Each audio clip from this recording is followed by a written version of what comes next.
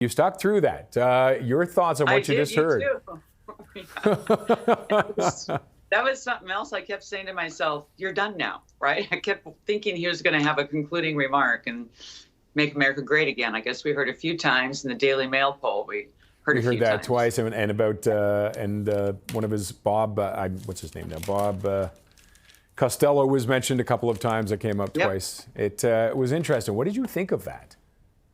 You know, I always say with Trump, he's like that for every man. He's somebody that really appeals in a weird way with the kind of language he uses, like calling Biden dumb, you know, talking about low intelligence individuals, you know, when he just, you know, says things like, well, I don't think I look like I'm 77, or I don't feel that way.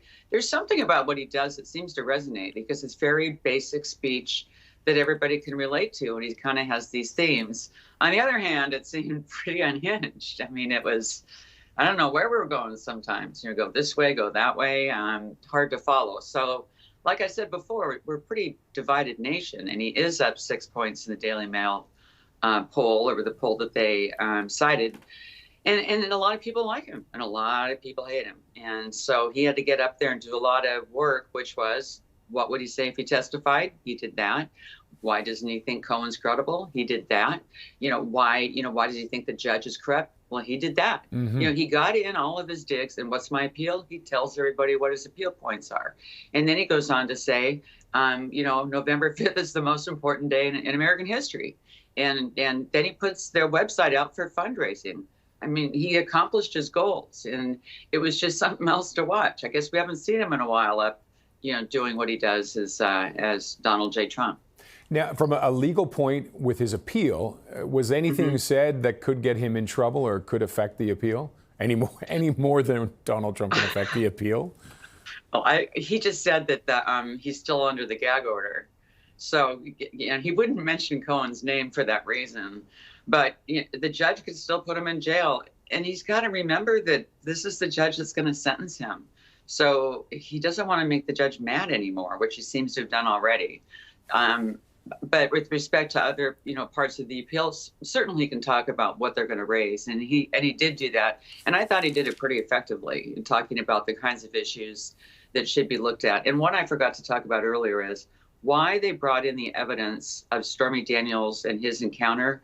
To me, was problematic, especially in Manhattan, in New York, where we already saw, a reversal of Weinstein's jury verdicts because they brought in salacious information. So that's going to be the same appellate court. So I think that's a good avenue for appeal in this case. One of some that he's already mentioned today. And you mentioned about appealing to people. He said he's raised $39 million in small donations. Yeah, which is an interesting number when you're talking what he said. What is $20 and $42 donations, things like that. Yep, that's a lot of average people donating to him. That's why I think he's such an everyman president. You have people with those small donations. Doesn't that tell you everything? I mean, those people are there for him, and I've heard it so many times from people. He's our president. He wants to make America great again. He wants to get us back on track. He doesn't talk highfalutin stuff. Calling President Biden dumb.